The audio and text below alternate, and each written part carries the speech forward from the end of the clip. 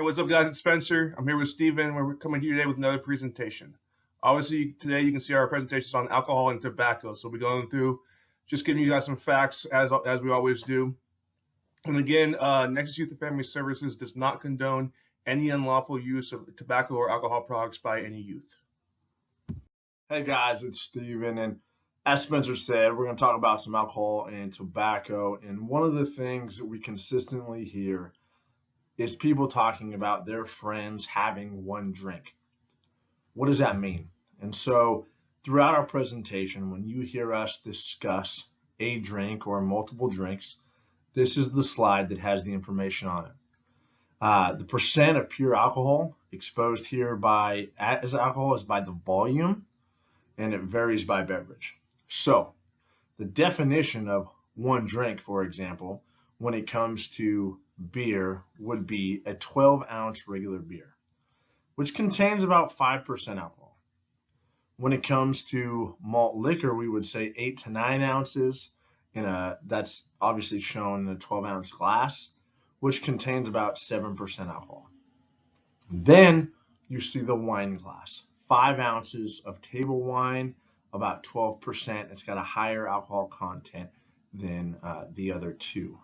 And then the 1.5 ounce shot of 80 proof spirit, which is about 40% alcohol. So when we have these discussions throughout the rest of this presentation, these are what we're talking about. And a lot of us can have friends or people around us or parents that might have a drink once in a while, or they might drink multiple things. And if they're of legal age, then that's their prerogative and that's their ability to do so. What we want to do is give you the information when it comes to alcohol that will help you understand the effects that it could have on your body and potentially on your overall health. With each of these things, they each are different. And by being different and having a different alcohol content, it affects the body differently. How your body processes it could be faster or slower depending on which one was consumed. So it's really important that when you hear us talk about a drink or multiple drinks, these are the definitions that we are going to be using throughout the presentation that will allow you to kind of understand a little bit more of what's going on. So now that Steven explained what one drink is and the definition of it, let's go through some of the different drinking behavior types. First one would be abstinence, which is actually when somebody doesn't drink at all. And about 30% of Americans don't drink alcohol whatsoever. This could be for a number of different reasons. It could be they're allergic to alcohol. It could be they've had a history of alcoholism in themselves or their family, so they decided not to do it. It could be a spiritual or religious type of thing. Next one is ritualistic drinking, which is drinking alcohol in the context of a religious service or a family rite. Examples being church, a Sabbath service, maybe a wedding toast, or a bar mitzvah. The third type we're going to talk about is social drinking. People who drink in social settings in very moderate quantities. This is probably the most popular type of drinking that we have. These people are the ones you'll see, maybe they go to a ball game and have a beer, or they go out with friends and have a drink or so, but they usually don't drink in a mass quantity or overdrink. Next, we'll talk about compulsive or problem drinking. This is when alcohol is used as a way to cope with problems or negative feelings. It involves drinking too much, too often. This type of drinking is destructive and frequently increases a person's problems rather than decreasing them. These are the type of people that when they are having an issue in life, they think, oh man, I need a drink and that's the only thing that's going to make me happy. It's really important to remember that alcohol is a depressant. So if you're using it as a way to negate your problems, it's only going to make them worse. And the last time we have on there is binge drinking, which is the consumption of an excessive amount of alcohol in a short period of time. Unfortunately, this is very common at college and high school parties when people really don't know their limits with alcohol, so they tend to binge drink and overdrink in a short period of time. All right, so let's talk about some of the effects that alcohol could potentially have on your body. And as you can see, some of these pictures are a little bit funny. The guy on the right with the beer belly holding the beer, and then the picture below with the liver. The one thing that we need to understand is that the impact that alcohol can have on you is not just in your actions, but what it's doing inside. It can cause your liver to develop cirrhosis, which is that picture on the bottom there. And it's a very hardened, kind of callous looking liver, and it basically just stops functioning the way it needs to function. You can have swelling in your body, cancer, and even result in your liver failing. So every year, 4,300 youth die to excessive underage drinking. That is way too many of our youth that we are losing every single year because of excessive drinking. The underage drinking number is astronomical. There are a lot of teenagers doing it. And to see 4,300 die each year is kind of a heartbreaking number. But we also see that youth that start drinking before the age of 15 are 6 times more likely to develop dependency or addiction than those that start at or after the age of 21. This is important because even at 21, your brain has not fully developed. As you are 14, 15, 16, 17, 18 years old, your body's continuing to change. Your brain is developing. It's still in the midst of its key time to develop. And so when we start putting those things into our body and we begin to develop this dependency and addiction on these different chemicals, it really can alter the way our brain develops. And so it's important that we understand that. And you have a 6 times more likely chance to have dependency on that than those who started when it was legal. And then we see in each day in the United States that 13,000 youth take their very first drink of alcohol every single day. That's over 4.5 million teenagers taking a drink of alcohol every year. We also see that alcohol can lead to excessive thirst, mood changes, loss of balance, blackout, coma, and death. And these are really important because a lot of these things we can't see, right? Thirst, you can't tell somebody's thirsty. The mood changes we might be able to see if we're really being attentive to that. Loss of balance, we definitely can see. And that is oftentimes a good indication of somebody that's maybe had too much to drink. Blackout, coma, and death. All of these things are very, very serious and can be even more serious to the point of death. And with death is a very important thing when it comes to understanding that the teenagers that are using alcohol are kind of have this sense of invisibility. We just think that, hey, we can't be hurt. And that's not true at all because we see a lot of people, we'll see in a couple of slides, the actual number of youth that are dying because of alcohol-related deaths.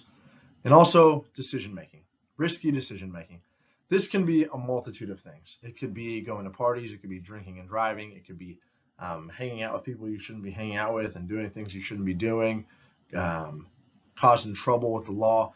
Anything like that can happen. And so we really want you to understand that when it comes to alcohol, there is so much that it affects you in so many different ways, whether it's mentally or physically, and obviously to the point of death, but also just kind of the impacts that it has on your body that you might not be able to see, like we mentioned with the cirrhosis of the liver.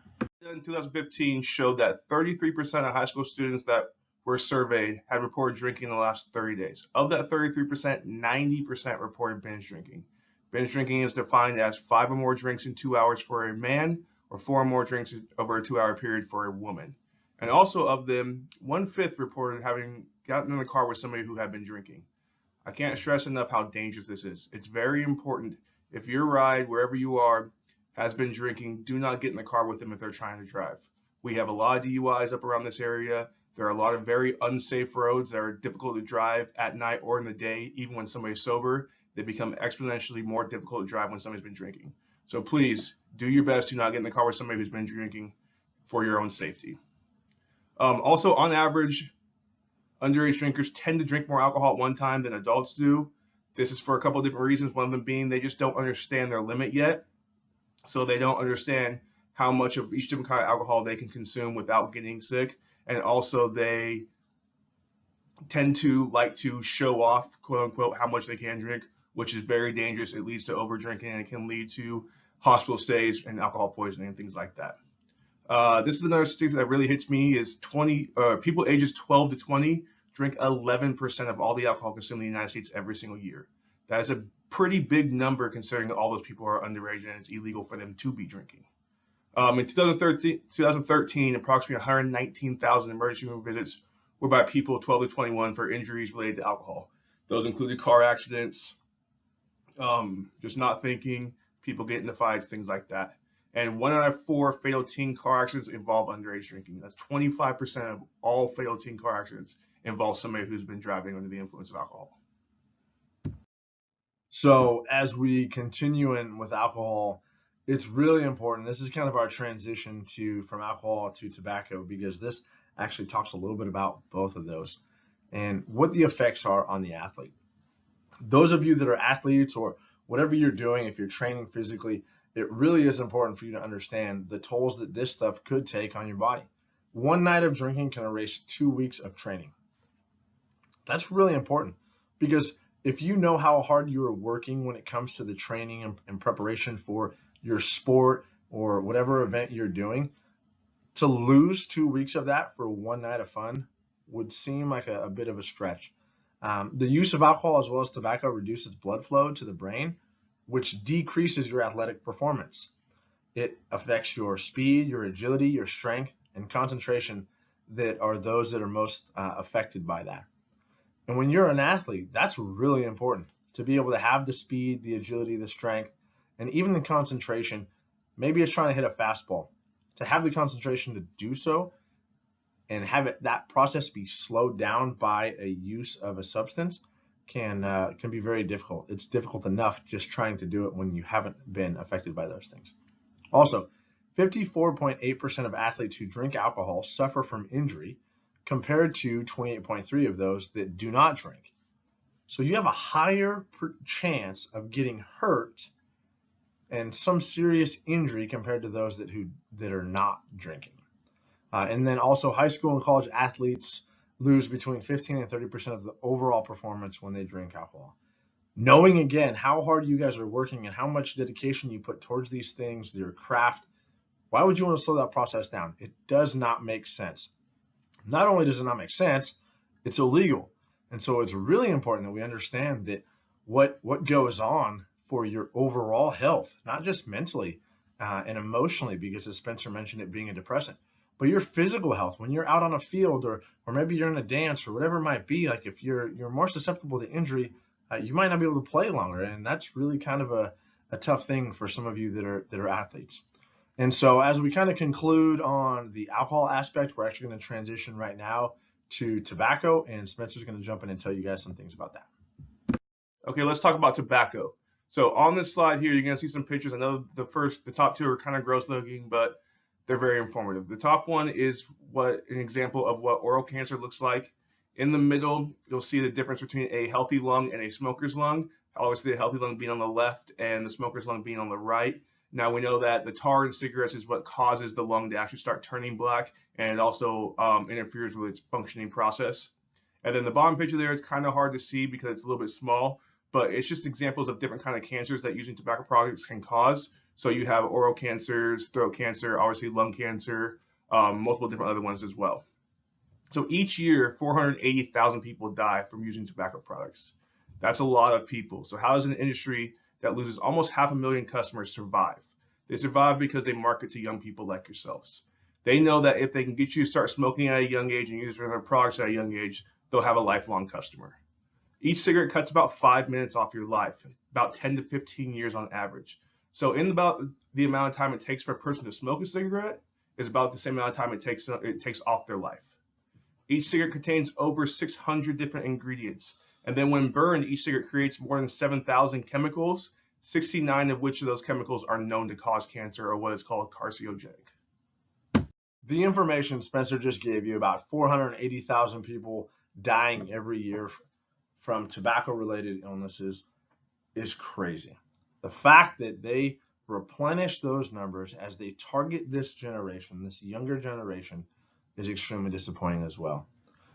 Statistically or informationally, we want you to know that the average smoker spends about 25% of their income on cigarettes.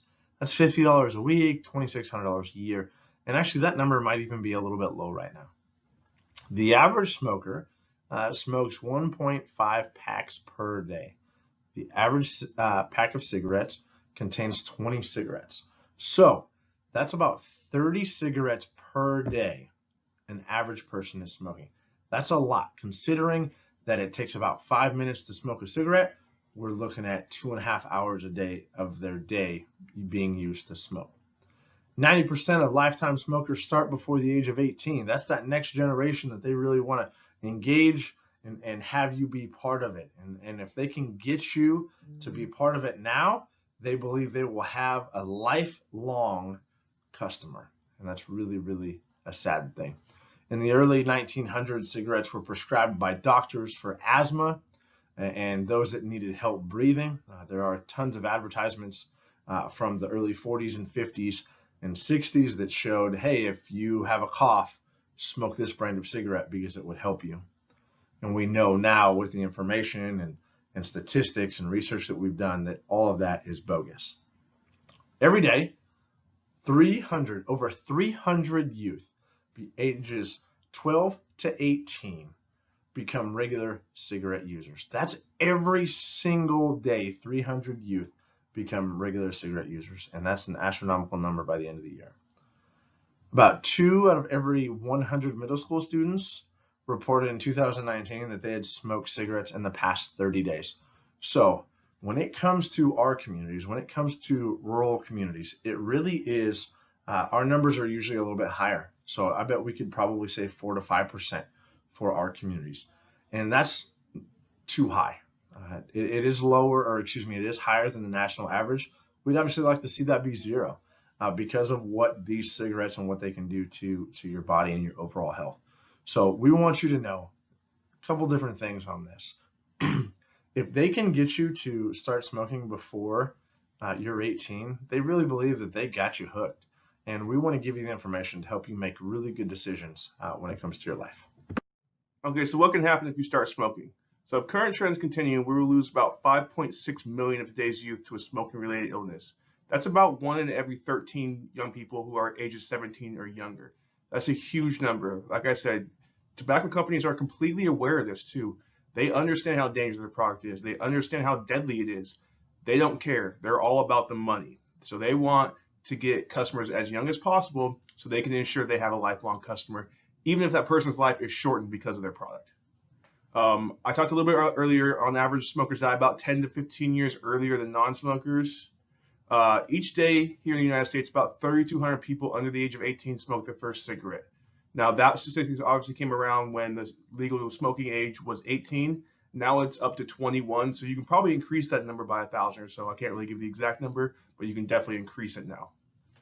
Smoking causes cancer, heart disease, strokes, lung disease, diabetes, chronic obstructive pulmonary disease, also known as COPD, which includes emphysema and chronic bronchitis. So a lot of the different respiratory disorders come from smoking. Obviously, it's very bad for you. And we don't want to just hit smoking. We also want to talk about, all tobacco products. So when you talk about smoking, we have cigarettes, and then you have, chewing tobacco and things like that. So it's not just the cigarettes that cause these. The chewing tobacco is a big cause of oral cancers and things like that. So let's talk exposure for just a minute. Secondhand smoke versus third-hand smoke. First, we're going to address secondhand smoke. So secondhand smoke, as most of you may know what it is, it's smoke that comes off the burning end of a cigarette. It could be something that comes from an e-cigarette or vape pen.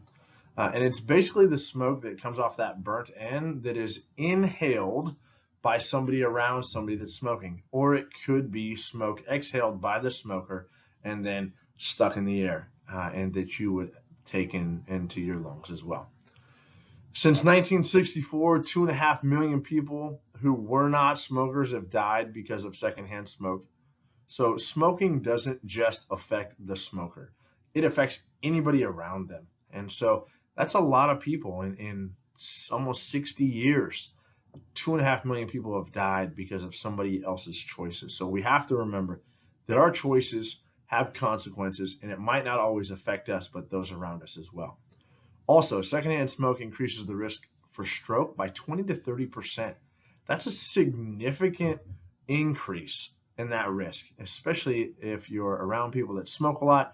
Your chance of having that risk rises exponentially compared to those who are not around it.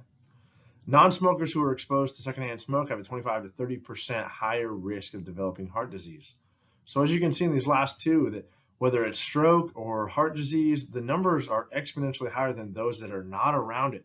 So it's really important that maybe if you see somebody that is smoking, or it could be your parents or your friends or whatever, just kind of see if you can go somewhere else where you're not going to be breathing in that air and taking in those chemicals, because we know what the carcinogenic chemicals are and how they can cause cancer. But also look at the numbers there.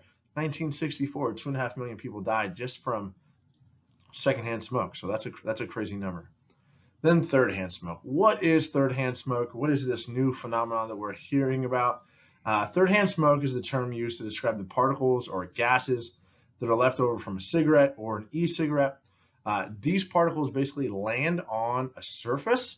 So if you have a little brother or a little sister, or you have dogs, or you have furniture, it could be on your clothing. Basically what it does is it can settle onto those surfaces, and then if it gets onto your skin, it can penetrate your skin as well. And so it's really, really important that we understand that also if it's smoke's being done in the house, it can be on the furniture or the flooring, and then if we're sitting on that and we're laying on the floor, we might be exposed to those things as well. Third-hand smoke has been known to cause damage to our DNA. Children are the most at risk for third-hand smoke, especially the little ones, those who can't necessarily walk away from their parents or go to their room by themselves or wherever they might be. They're the most at risk for this. And we also know that it contains more than 7,000 chemicals, about 70 of which can cause cancer. It's very similar, obviously, to the cigarettes, and we do know that some of the e-cigarettes and vape pens are causing some of the same things.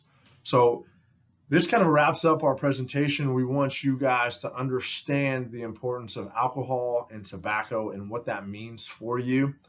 We definitely don't condone any use of it because of your age, but two, because of the potential effects that it has on your body. And so whether it's alcohol or tobacco, we want you guys to have this information that will help you make healthy, good decisions for your life, not just now, but for the long term of things. So if you have any questions on the very beginning of this, you can go back. You can see Spencer and I have a YouTube channel. You can go and check that out. We got a couple different videos on there.